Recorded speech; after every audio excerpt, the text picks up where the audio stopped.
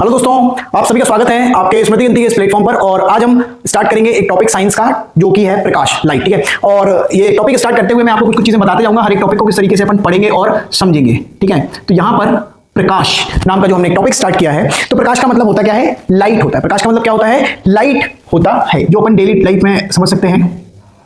प्रकाश यानी कि लाइट। तो कोई भी टॉपिक स्टार्ट करेंगे तो उसके पहले अपन उसका इंट्रोडक्शन समझेंगे कि वो टॉपिक हम पढ़ क्यों रहे हैं, क्या हमारे फायदे हैं। ठीक है, तो एक तो नॉर्मल अंडरस्टैंडिंग होनी चाहिए प्रकाश की, क्योंकि हम जिसकी मदद से देख पाते हैं, है ना, लाइट जो है उसकी मदद से अपन कोई भी चीजों को देख पाते हैं। बहुत सारे लाइट के ऊपर फिनोमेना होते हैं जो हमारी अलग अलग क्लासेस में पढ़ाए जाते हैं। जैसे 8th क्लास में हम सबसे पहले लाइट को इंट्रोडक्शन देते हैं उसका, इवन उसके पहले भी इंट्रोडक्शन तो हो चुका रहता है बच्चों से, लेकिन 8th क्लास में एक बहुत अच्छे तरीके से इस विषय को प्रस्तुत किया जाता है बच्चों के सामने, और उसको और ज्यादा फिर बढ़ा करके और गहराई में ले जाकर के 10th क्लास में बच्चों को पढ़ाया जाता है, जिसमें हम परावर्तन, अपवर्तन वगैरह पढ़ते हैं। अब अपवर्तन क्या होता है, परावर्तन क्या होता है, ये सब चीजें अपन पढ़ेंगे। फिर बाद में 12th क्लास में इसको और ज्यादा गहराई में बच्चों के सामने प्रस्तुत किया जाता है, जिसमें हम व्यतिकरण, विवर्तन और बहुत सारे प्रभाव प्रकाश का, जो अलग अलग प्रकार का प्रैक्टिकल्स हैं, जैसे कि लेंस वगैरह के प्रैक्टिकल्स हैं, बहुत सारे इंस्ट्रूमेंट्स हैं जो कि अपन बनाते हैं, उसमें सीखते हैं। माइक्रोस्कोप को स्ट्रक्चर दिखाया जाता है अपन को, और बहुत सारे दूसरे इक्विपमेंट्स का भी स्ट्रक्चर वगैरह और उनकी जो क्रियाविधि है, वर्किंग जो है, वो अपन सीखते हैं। तो फाइनली बहुत इंपॉर्टेंट टॉपिक हो जाता है हमारे लिए, और इसका वेटेज भी है, पेपर में भी बहुत ज्यादा पूछा जाता है। तो जो भी बच्चे इस पर्टिकुलर डायरेक्शन में हैं, जिसके एग्जाम में प्रकाश आ सकता है, तो वो पढ़ सकते हैं। ये 0 से लास्ट तक रहेगा पूरा का पूरा, है ना, आरंभ से अंत तक। तो चलिए शुरू करते हैं प्रकाश। तो सबसे पहले ये छोटी छोटी इंफॉर्मेशन 8th क्लास में, 10th क्लास में, 12th क्लास में ये मिल जाते हैं सीबीएसई में या एनसीईआरटी वगैरह जो भी बोर्ड यूज करता है। ठीक है, और इसी के साथ में ये बहुत सारे कॉम्पिटिटिव एग्जाम्स के लिए भी इंपॉर्टेंट होता है, जैसे कि नवोदय, अगर 8 वगैरह की क्लास में देखें तो नवोदय हो जाता है। आर्मी स्कूल में जितने भी कॉम्पिटिटिव एग्जाम्स होते हैं जिसमें ये साइंस कवर की जाती है, उसमें कुल मिलाकर ये टॉपिक इंपॉर्टेंट होता है। तो बहुत सारे एंट्रेंस एग्जाम में ये इंपॉर्टेंट होता है। ठीक है, तो इसलिए इस टॉपिक को अपन पढ़ेंगे। तो इसकी सिंपल अंडरस्टैंडिंग क्या है भाई? तो प्रकाश है क्या? प्रकाश फाइनली है क्या?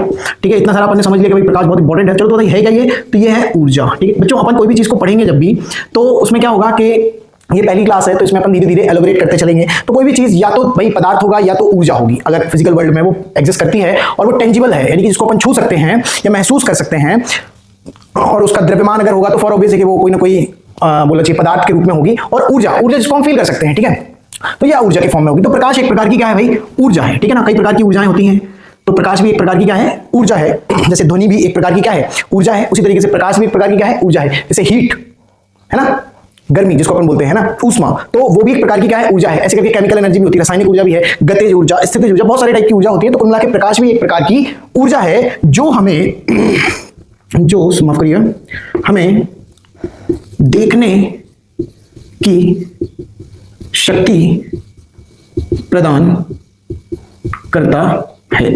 यानी कि प्रकाश की मदद से ही हम देख पाते हैं। कोई भी चीज जो आपके चारों तरफ में रखी हुई है, आप उसको ध्यान से देखिए, तो वो आपको जब दिख रही है तो अल्टीमेटली हम बोल सकते हैं कि भाई वो प्रकाश वहां पर उपस्थित है, जिसके कारण हम देख पा रहे हैं। अगर अंधेरा हो जाए तो हम देख नहीं पाएंगे, है ना। तो प्रकाश के बिना हम देख नहीं सकते। तो सबसे इंपॉर्टेंट चीज क्या है कि भाई प्रकाश एक ऊर्जा है सर, और ये हमें देखने की ताकत देती है। ठीक है, दूसरी इंपॉर्टेंट चीज कि अगर हमें कोई भी चीज दिखाई देती है, जब हम कोई भी चीज को देखते हैं, तो ये समझने वाली बात है कि भाई देखते हैं तो ये दिखता क्यों है हमको कोई भी चीज, क्या देखने की जो प्रक्रिया है, जो फिजिकल वर्ल्ड में कैसे ये प्रोसेस कंप्लीट होती है और कैसे किसी भी चीज को हम देख पाते हैं। ठीक है, तो ये बड़ी एक इंपॉर्टेंट बात है जो हमें समझना पड़ेगा कि भाई दिखता कैसे है आंखों से। तो पहली इंपॉर्टेंट चीज क्या है कि अगर सिंपल शब्दों में हम बोले, कुछ साथी और मित्र मेरे इस बात को समझ पाएंगे और उनको थोड़ा सा भी इसके बारे में मालूम होगा कि कोई भी जो ऑब्जेक्ट रखा है हमारे चारों तरफ में, उसके ऊपर लाइट गिरती है और लाइट वो क्या कर देता है? परावर्तित कर देता है, जिसके कारण से हम चीजों को क्या कर पाते हैं? देख पाते हैं। तो अल्टीमेटली किसी भी चीज को देखने के लिए उस ऑब्जेक्ट के द्वारा लाइट को क्या किया जाता है? रिफ्लेक्ट किया जाता है, परावर्तित किया जाता है। ठीक है, तभी हम उस चीज को देख सकते हैं। सपोज करो कि यहां पे अगर कोई बैट रखा हुआ है,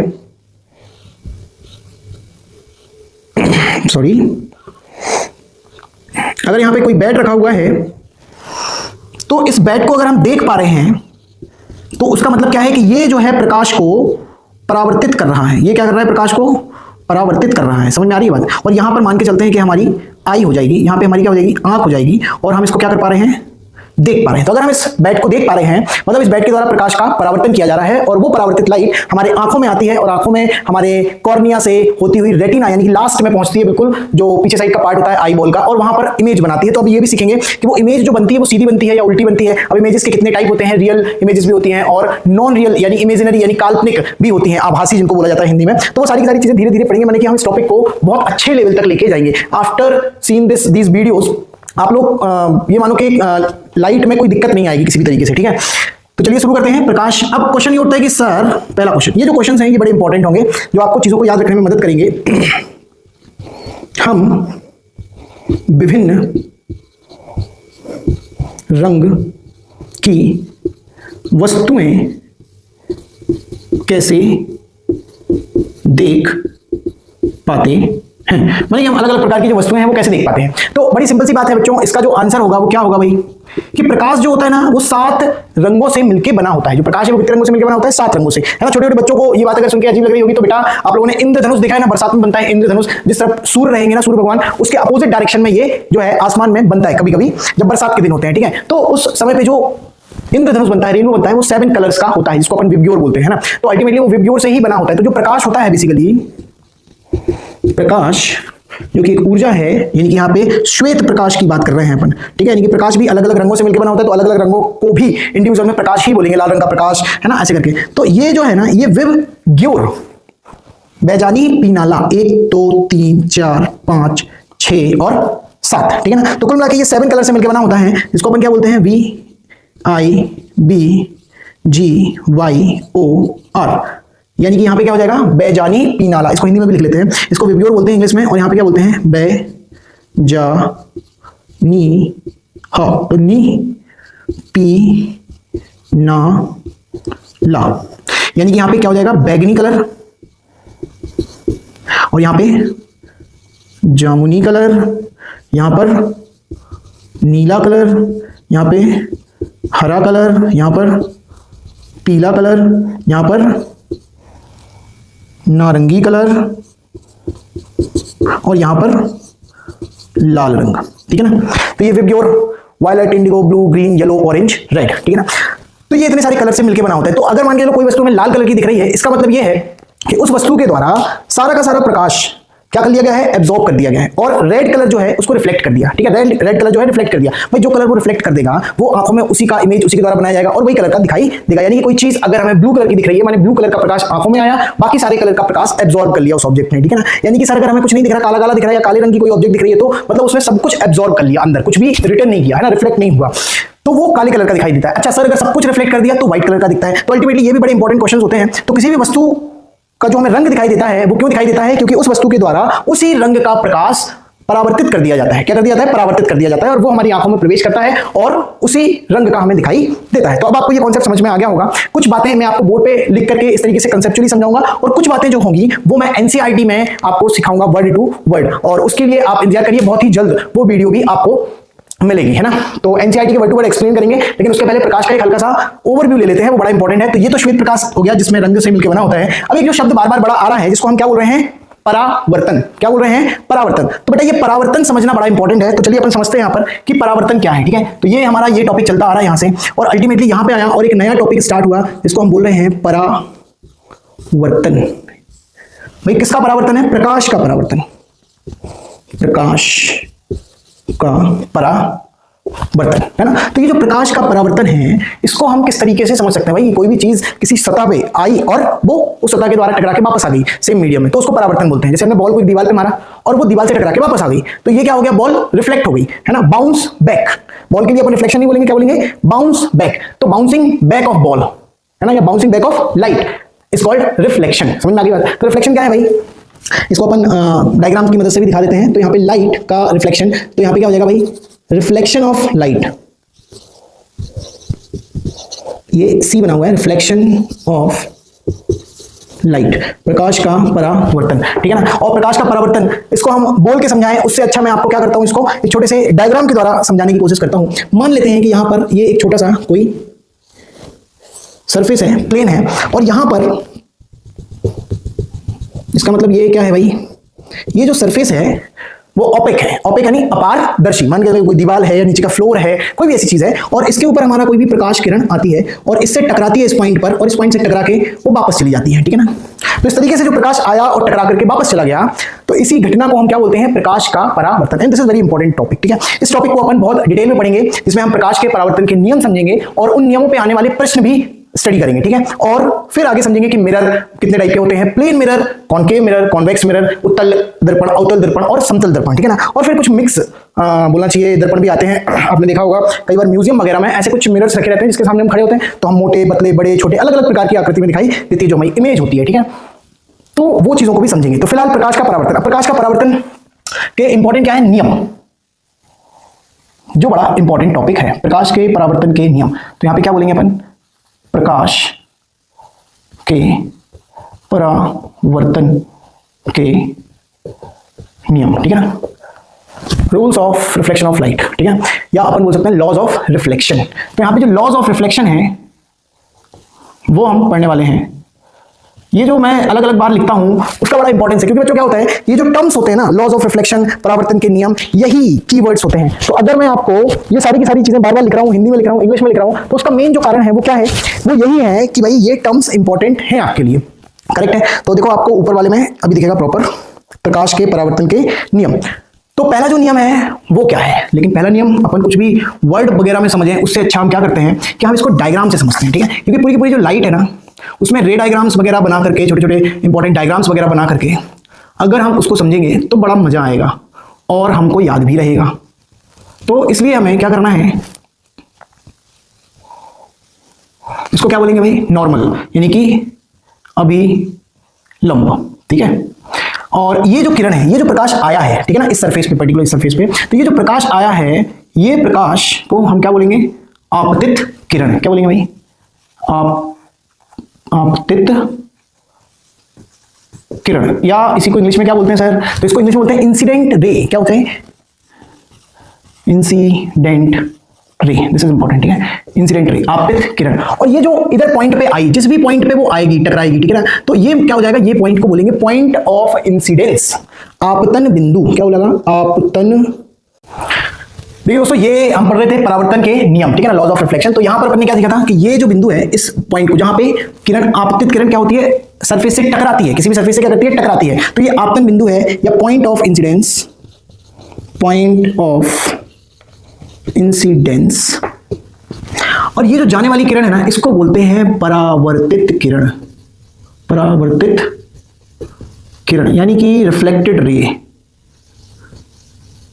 reflected ray, this is important. अब क्या है नेक्स्ट इंपॉर्टेंट चीज, ये जो आपतित किरण है और ये अभिलंब है, आपतित किरण है और ये अभिलंब है, तो इसके बीच का जो कोण होगा उसको बोलेंगे अपन आई। क्या बोलेंगे, आई बोलेंगे। और ये जो परावर्तित किरण और अभिलंब है उसके बीच के कोण को हम क्या बोलेंगे भाई, आर बोलेंगे। क्या बोलेंगे, आर, यानी कि दो कोण बन गए यहाँ पे, एक कोण बना हमारा आई और दूसरा कोण बना आर। आई कोण जो है, जो एंगल आई है, ऑब्वियसली दिख रहा है कि आई आई मतलब इंसिडेंट रे, तो ये क्या हो जाएगा, इंसिडेंट एंगल, और आर से क्या हो जाएगा, रिफ्लेक्टेड एंगल या एंगल ऑफ रिफ्लेक्शन और एंगल ऑफ इंसिडेंस। तो ये क्या हो जाएगा भाई, आपतन कोण। क्या हो जाएगा ये, आपतन कोण, एंगल ऑफ इंसिडेंस। और ये क्या हो जाएगा, परावर्तन कोण, परावर्तन कोण, angle of incidence, incident angle. और ये क्या है, angle of reflection, angle of reflection. So finally ये दो कोण हो जाएंगे और इन दोनों कोणों के आधार पे हम इसके नियम लिखेंगे। तो जो पहला नियम है बड़ा इंपॉर्टेंट है, ध्यान दीजिएगा, मैं जो लिख रहा हूं बड़ा साफ लिखने की कोशिश कर रहा हूं और आप लोगों का उद्देश्य जो होना चाहिए वो होना चाहिए मेरे साथ नोट्स बनाते जाओ, और मैं जो भी यहाँ पे लिखूंगा वो लास्ट में आप उसका स्क्रीनशॉट ले लो, उसका प्रिंट आउट निकाल लो और उस तरीके से अपने पास में रखो ताकि आपको बहुत काम आए, ठीक है। जो मैं लिख रहा हूँ वो बड़ा प्रीशियस है, बड़ा वैल्यूएबल है। तो आप समझिएगा पहला नियम जो है वो क्या है, फर्स्ट रूल, परावर्तित किरण, कोमा, यहां पे परावर्तित किरण से शुरू नहीं करेंगे, आपतित किरण से स्टार्ट करेंगे। क्या करेंगे, आपतित किरण, कोमा, परावर्तित किरण, कोमा, आपतित किरण, परावर्तित किरण, आपतन बिंदु पर अभिलंब, ठीक है ना। तो यहां पे क्या लिखेंगे, और आपतन बिंदु पर अभिलंब सभी एक ही समतल पर होते हैं। ये पहला नियम है। आप देख रहे होगे आपतित किरण, परावर्तित किरण और आपतन बिंदु पर अभिलंब। देखो याद रखो, अभिलंब एक इमेजिनरी लाइन है जो एक्चुअल में एग्जिस्ट नहीं करती, उसका कोई अस्तित्व नहीं है, ये काल्पनिक रेखा है और इस काल्पनिक रेखा को आपतन बिंदु से खींचा जाता है लंबवत, सरफेस के लंबवत। माने कि ये जो एंगल है, ये सरफेस के साथ जो एंगल है वो कितने डिग्री का एंगल बनाती है? 90 डिग्री का एंगल बनाता है, ठीक है ना।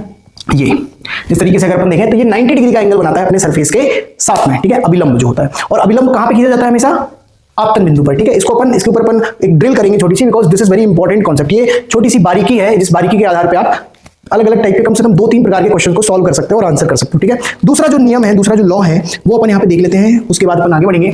उसने बोला है कि आपतन कोण और परावर्तन कोण का मान हमेशा बराबर होता है। आपतन कोण और परावर्तन कोण का मान हमेशा बराबर होता है। इसका मतलब क्या है भाई? एंगल आई बराबर एंगल आर, और ये हमेशा होगा किसी भी परावर्तन के केस में, ठीक है। सो ये दो इंपॉर्टेंट लॉज होते हैं इसमें। पहला आपको साफ साफ दिख रहा होगा, आपतित किरण, परावर्तित किरण और आपतन बिंदु पर अभिलंब तीनों यानी कि सभी के सभी जो हैं वो कहां पर होते हैं? एक ही समतल पर होते हैं। और दूसरा क्या है? आपतन कोण का मान हमेशा परावर्तन कोण के मान के बराबर होता है। तो ये दो लॉज आपको याद रखने हैं। इन्हीं दोनों लॉज को अपन बोल भी सकते हैं, यहाँ पर रिफ्लेक्शन ऑफ लाइट की बात कर रहे हैं अगर अपन, तो यहाँ पे क्या बोल सकते हैं भाई? Incident ray, reflected ray and normal at the point of incidence all lie on the same plane. Correct है? तीनों को लाइन से बोलना है और याद रखना, भूलना नहीं है, क्योंकि अगर आप ये भूल जाते हो तो इनका क्रम अगर आप याद रखते हो, बहुत सही तरीके से लिखते हो, तो यहाँ पे बहुत इंपॉर्टेंट भाई। आपतित किरण और परावर्तित किरण में बच्चे गलती नहीं करते हैं। बच्चे गलती करते कहां पर हैं? अभी ये आपतन बिंदु पर अभिलंब, इस चीज को नहीं समझ पाते और वो आपतन बिंदु और अभिलंब कर देते हैं, ठीक है, और अभिलंब कर देते हैं। ये गलत है। आपको वहां पे क्या करना है? आपतन बिंदु पर अभिलंब, ठीक है, सभी एक ही समतल में होते हैं। तो उसको लाइन से इंग्लिश में भी वैसे बोल सकते हैं, incident ray, reflected ray and the normal. याद रखना, द नॉर्मल, वो नॉर्मल है ना, at the point of incidence, जो कहां पर है? पॉइंट ऑफ इंसिडेंस पर है, all lie on the same plane. Second लोग को क्या बोलेंगे? बड़ा इजी है, angle of reflection always equal to angle of incidence, या angle of incidence always equal to angle of reflection. अब इनके ऊपर अपन क्वेश्चंस करेंगे और इसके आगे अपन समझेंगे कि प्रकाश जो होता है उसके आधार पर कितने प्रकार के पदार्थ हो सकते हैं, ठीक है। तो कुछ ऐसे हो सकते हैं जो अपने में से प्रकाश को आने जाने देते हैं, जैसे कि ये मेरा ग्लास है, जो ग्लासेस है, जो है ना, चश्मा जो है पावर का, तो ये जो ग्लासेस है ये हम आर के पार इसमें लिख सकते हैं कि लेंस लगे हुए हैं ऑब्वियसली, ठीक है। और ये दूर दृष्टि दोष होगा कि निकट दृष्टि दोष होगा, तो भाई मुझे दूर का नहीं दिखता, इसलिए ये क्या होगा? निकट दृष्टि दोष होगा, मायोपिया कहलाएगा। और तो इसमें ये जो लेंस लगे हुए हैं वो कौन से हो जाएंगे? तो सर कॉनकेव हो जाएंगे, है ना। तो ये कॉनकेव क्यों होंगे? ये सब चीजें आपको समझना पड़ेगा। ये सब 10th स्टैंडर्ड में है, फिलहाल अपन उसके इनिशियल स्टेज पे हैं। और एनसीईआरटी के साथ में मैं आपको पूरा का पूरा चैप्टर सिखाऊंगा, मैं नहीं बोल रहा पढ़ाऊंगा, मैं बोल रहा हूँ सिखाऊंगा, बस आपको बने रहना है। तो हमारे प्रकाश के आधार पर अगर हम पदार्थ के प्रकार बताएं, क्या बताएं? प्रकाश के आधार पर पदार्थ के प्रकार, ठीक है ना। मतलब दुनिया में इतना जितना भी मैटर है उसको हमने लाइट के बेसिस पर कितने प्रकार से बांटा है? तो 3 प्रकार से बांटा है। एक को बोलते हैं हम पारदर्शी, क्या बोलते हैं? पारदर्शी। दूसरे को हम क्या बोलते हैं? अपारदर्शी, अपारदर्शी। और तीसरा होता है अर्धपारदर्शी। तो एक काम करते हैं अपन अर्धपारदर्शी को यहां पे लिख देते हैं अर्धपारदर्शी, और यहां पे लिख देते हैं अपारदर्शी। करेक्ट है, कोई दिक्कत नहीं है।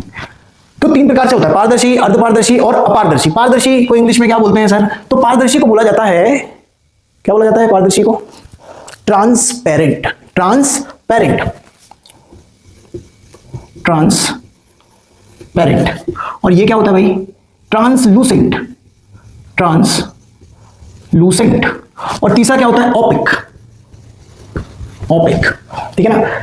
पारदर्शी का मतलब क्या होता है? जो 100% लाइट यानी प्रकाश को स्वयं या खुद से होकर जाने दे, ठीक है ना। तो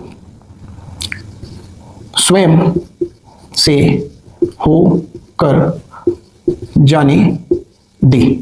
एग्जाम्पल के लिए साफ पानी, क्लीन वाटर, लेंस, ग्लास, ठीक है ना। इसके अलावा भाई क्या हो सकता है? आपके यहाँ पे जो खिड़की लगी हुई है जिसे आप पार देख सकते हैं, तो वो वाली खिड़की है ना। कुछ कुछ खिड़कियों में ऐसे ग्लासेस होते हैं जिसमें हम पार नहीं देख सकते, तो वो ट्रांसलूसेंट में आएंगे, याद रखना, ठीक है। अब ट्रांसलूसेंट क्या हो जाएगा भाई? Less than 100%। क्या बोला हमने? लेस देन 100%, मतलब 100% से कम, 99% भी हुआ, 80%, 70%, 30%, 40%, 0 से ज्यादा और 100% से कम। अगर प्रकाश गुजर सकता है तो वो क्या हो जाएगा, ट्रांसलूसेंट हो जाएगा। जैसे किसी पेपर पे अगर कोई ऑयल वगैरह गिर जाता है तो वो जो पेपर बन जाता है वो ट्रांसलूसेंट हो जाता है। सबसे सिंपल एग्जांपल आप समझ सकते हो, जो गर्मियों में धूप में अपन गॉगल्स का यूज करते हैं, है ना, ब्लैक कलर के ग्लास का यूज करते हैं, पोलराइज्ड ग्लास का यूज करते हैं, जिसमें हमको सनशाइन नहीं लगता है, चकाचौंध नहीं लगती है, तो वो एक टाइप का क्या होता है, अर्धपारदर्शी कहलाता है, ठीक है ना। तो यहाँ पे ऑयल लगा पेपर, ठीक है, तेल लगा पेपर हो सकता है, ठीक है, ये इसलिए दे रहा हूं क्योंकि ये पूछे जाते हैं एग्जांपल में, ठीक है ना। और दूसरा क्या हो सकता है भाई, काला चश्मा, काला चश्मा याद रखना, मैं गॉगल्स लिख सकता था बट गॉगल्स आप भूल जाते हैं, लेकिन काला चश्मा नहीं याद बोलोगे, ठीक है ना। तो दैट्स द पॉइंट। और ये क्या है भाई, ये पत्थर है, या क्या हो सकता है, लकड़ी, या आपके सामने जो दीवार बनी हुई है ना, दीवार या दीवार बोलते हैं अपन उसको, जो भी, तो वो, या आपका फ्लोर, या आपका रूफ, या आपकी बुक, या आपका पेन, या आपकी चेयर, या आपकी टेबल, कोई भी ऐसी चीज जो कि लाइट को अपने में से होकर के जाने ना दे, मतलब अपन आर पार देख ना पाए, यानी कि अपने से होकर कितना परसेंट लाइट गुजरने देती है, 0%। अगर 0% प्रकाश गुजर पाता है या गुजरता है एग्जाम्पल ये है, करेक्ट। तो ये अपारदर्शी वस्तुएं कहलाती हैं या पदार्थ कहलाते हैं। तो दैट्स अ कॉन्सेप्ट। तो आपको ये पूरा का पूरा वीडियो अभी तक जो हमने पढ़ा वो कैसा लगा आप जरूर मुझे बताइए, और जो भी सजेशंस हैं, जो भी डाउट है, जो भी क्वेरीज हैं, आप मेरे से पूछ सकते हैं। और ये पूरा का पूरा आप स्क्रीनशॉट ले लीजिए एक, और उसके बाद में ऑब्वियसली हम क्या करेंगे, नेक्स्ट टाइम पे आपको इसके आगे की वीडियो मिलेंगी, और नेक्स्ट वीडियो बहुत ही जल्द एनसीईआरटी के ऊपर भी आएंगी, जिसमें मैं स्क्रीन शेयर करके आपको पूरा एनसीईआरटी का एक्सप्लेनेशन दूंगा। तो आप जल्दी जल्दी मेरे साथ में जुड़ जाइए। अगर अभी तक नहीं जुड़े हैं तो चैनल को सब्सक्राइब करिए, लाइक करिए, अपने दोस्तों को साथ में शेयर करिए। और मुझे बहुत सारे कमेंट्स चाहिए आपके साइड से, जो आपके डाउट हो सकते हैं, जो आपके सजेशंस हो सकते हैं, या वॉट एवर जो भी आप में से कहना चाहते हैं, जो हमारे लिए बेनिफिशियल हो सकता है, हमारे टारगेट के लिए बेनिफिशियल हो सकता है, पढ़ाई के लिए, सीखने के लिए कोई भी चीज हो सकती है, तो आप मेरे को बता सकते हो। तो आपका दोस्त, आपका साथी, आपका टीचर, आपका मेंटर अंकित गुप्ता आपसे विदा लेता है, इसी भरोसे के साथ और उम्मीद के साथ कि हम बहुत जल्द फिर से मिलेंगे, और आप लोग बहुत सारा पढ़ाई करेंगे और बहुत अच्छे नंबर लेके आएंगे इस साल, और बहुत सारे कॉम्पिटिटिव एग्जाम्स क्लियर करेंगे। तो बहुत बहुत शुभकामनाएं, और जय हिंद, जय भारत।